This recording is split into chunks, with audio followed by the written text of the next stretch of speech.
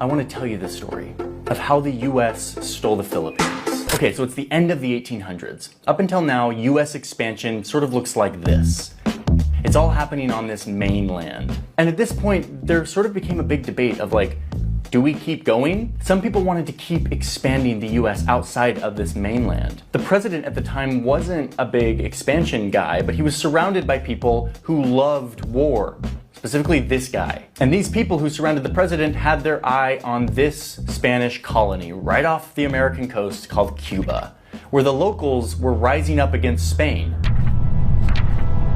Wait a minute, isn't this a video about the Philippines? Why are we talking about Cuba? We're getting there in just a second, okay? So anyway, Cuba. Americans didn't want to go to war with Cuba. They're like, we don't need more war. But thanks to the explosion of an American submarine in Cuba, which was probably an accident, and thanks to some highly unethical journalism that blamed the explosion on Spain, and a big thanks to, again, this guy, Teddy Roosevelt, who at this point was just a peon. He was literally the Assistant Secretary of the Navy. But he somehow cajoled his boss's boss, the President of the United States, to go to war in Cuba to like liberate the Cubans from Spain. So the US declared war on Spain in 1898. But this begins a new era of war in the United States. No longer can you just go into war and just like take over land. You need an angle. You need to sell the war to the American people. So the angle on this war was liberation. We're liberating the people. The people you liberate will witness the honorable and decent spirit of the American military.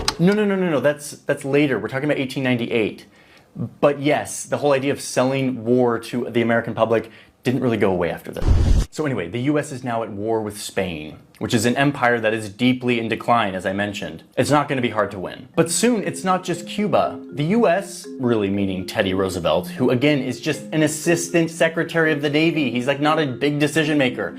He somehow maneuvers the situation to say like, let's liberate next door Puerto Rico. And while we're at it, let's go into the Pacific and liberate Guam and the Philippines from Spain as well. Teddy didn't even ask his boss to do this. He literally sent off a cable to the Navy commander in Asia that was like, George Dewey, go attack the Philippines where Spain is. That is what your mandate is. And George Dewey's like, okay, I'm being told to go to war with Spain and the Philippines. Teddy was sort of the mind like better to ask forgiveness than permission. I mean, I get that, but kind of nuts that he pulled it off.